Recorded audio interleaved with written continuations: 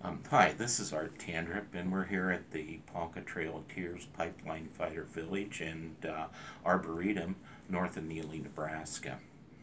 And I'm sorry that I can't be in the Virginias there with you, but I know we're going to be there in heart and spirit.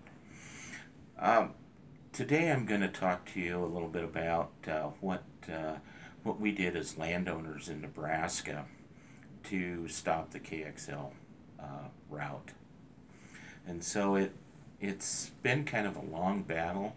Uh, it's like over 8 years now since they first tried to put this thing in, and the first time it was about 50 miles west of where I'm sitting today, and through the heart of the sandhills, and we were able to get the route changed because of that, but they still came through the eastern part of the sandhills, and we have the same problems with the aquifer and the soil, etc., that we had 8 years ago.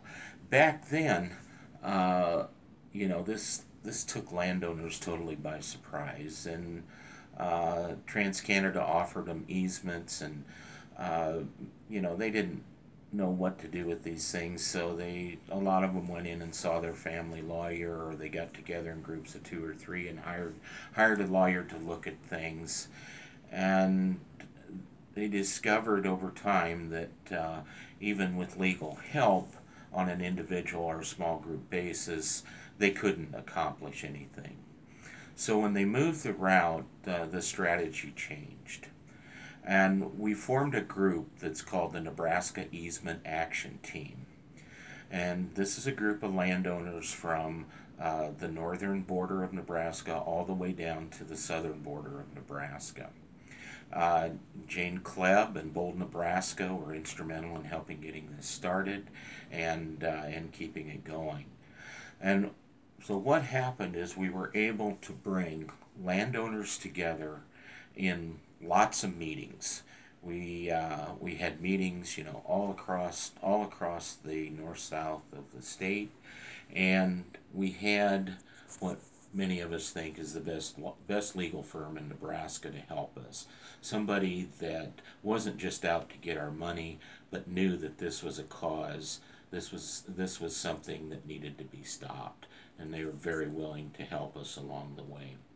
So we would meet in various locations, and we'd have the lawyers there, and they would go through that easements and show us how terrible various sections of it are, and what the ramifications would be for us.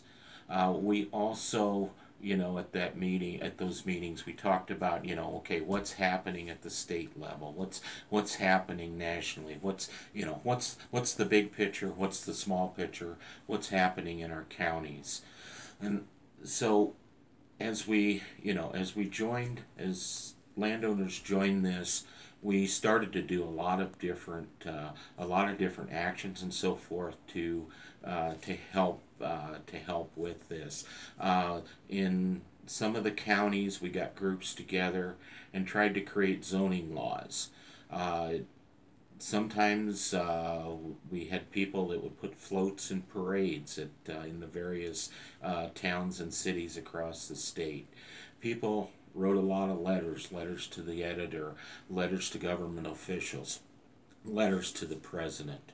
Um, Jane Klebb came up with a great idea to take pictures of all the landowners on their land, and those were put on postcards, and then people could, when they wrote those letters, they would have a picture of a landowner along the route, so the person receiving didn't just get a sheet of paper that they may or may not have read, but they had to look at somebody's picture and say, maybe I ought to read this and find out what this is all about.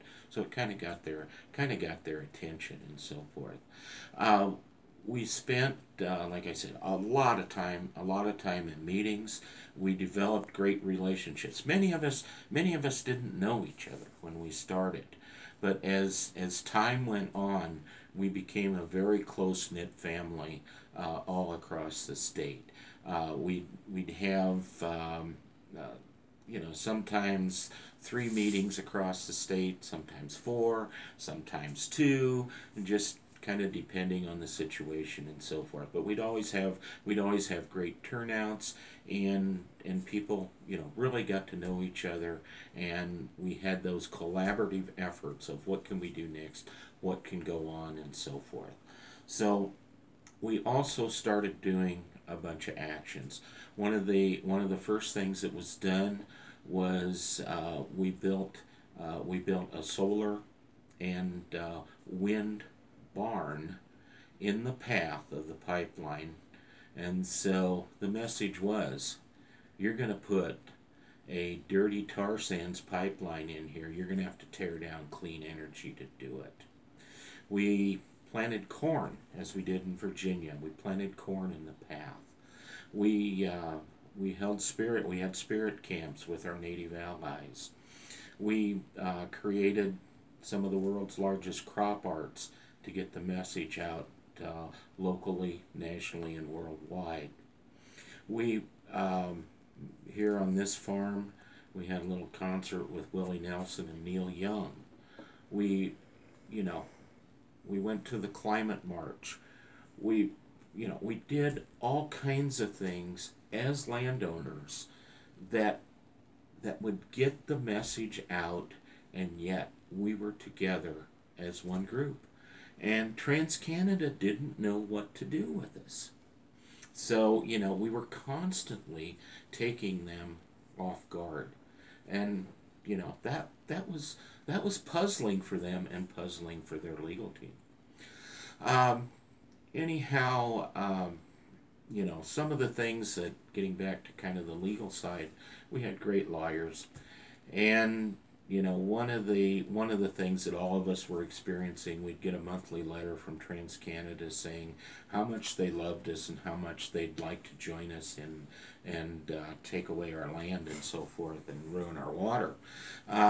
So many of us that are getting up in years, that'd get our blood pressure a-boiling, and it wasn't a fun thing to do every month. So our lawyers devised a form and sent it to them, so then they had to send all these wonderful letters to the legal firm instead of to us out personally. However, 2 years ago, right before Thanksgiving, they sent us a regular letter in the mail, and they said, "Hi, this is your good neighbor TransCanada, and we really don't want to do this, but if you don't make an agreement with us pretty darn soon, we're going to have to take your land." Well, you can imagine what that Thanksgiving was like, just trying to go through all that. And of course, all of us were on the phone with each other saying, "Hey, did you get this letter?" Yeah. We all got it. And so we thought, well, okay, that's done. Well, then right before Christmas, I think it was 2 days before Christmas, we got another letter and said, "Well, we haven't heard from you yet about meeting with us and coming up with a wonderful easement. So, we just want to remind you of that, and, we hate to do it, but gosh, we're going to have to take your land by eminent domain if you don't give it to us." So, right before Christmas. So it was kind of hard to be joyful and everything at Christmas time that year. Well, sure enough, right after Christmas, we got those letters in the mail that said, actually they went to the lawyers this time, that said, "We're taking your land. We're going to use eminent domain to take it." And our legal firm jumped into action and got an injunction in all the counties to stop that taking via eminent domain. And in turn, we filed a case against them that they didn't have the right to eminent domain because they're a foreign corporation, and they're this is not like the road department or something like that taking a piece of land to expand a road. This is for greed and corporate profit. So we were in that battle, and they finally figured out that we were serious. and so they ended up dropping that. And but then about that same time, President Obama came to our assistance and rejected Keystone, and of course we were all pretty excited about that. But in Nebraska, there's a law that if you file eminent domain against someone and then you decide not to do it, that entity owes legal fees to the landowner. And so, our good neighbor TransCanada didn't just send us a check. They said, "No, we're not going to pay. We didn't give up on this thing." So we've been in court. We've been in court for a year now. We had to go to. It's a start at the county court. So in all these various county courts, we've gone with asking for for our legal fees back. And what's really neat is when we go to a court hearing, the courtroom is filled and sometimes overflowing with our family, all the landowners that have come together, that we've been working with these last few years, and they're there to support each other. And we've been very, in all the county courts that have given a decision, they've all ruled in favor of the landowners because that's what the law is. We have 3 counties left, and we believe we'll get the same decision there.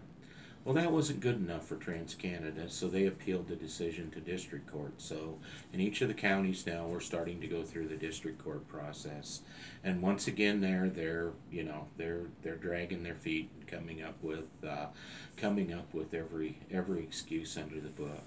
And just the other day we were in a court hearing, and the judge asked their lawyer. She said, "Sir," she says, "I really need to hear more about your argument because I have never ever heard any kind of an argument like that." So that was obviously a good statement for us because we know she's on our side. But anyhow, we're going through this process, and we will avail. We also realize the fight's not over because of who the new president is. So we're getting ready to go back and do it all over again if we need to. And once again, we can get these things stopped. We have to work together. Nobody thought we could get this stopped. Nebraska was the state that stopped Keystone XL, and everybody says you're just shooting in the air, But we did it. We got it stopped, and we can do it again. And I have faith that you guys are going to be able to do the same things.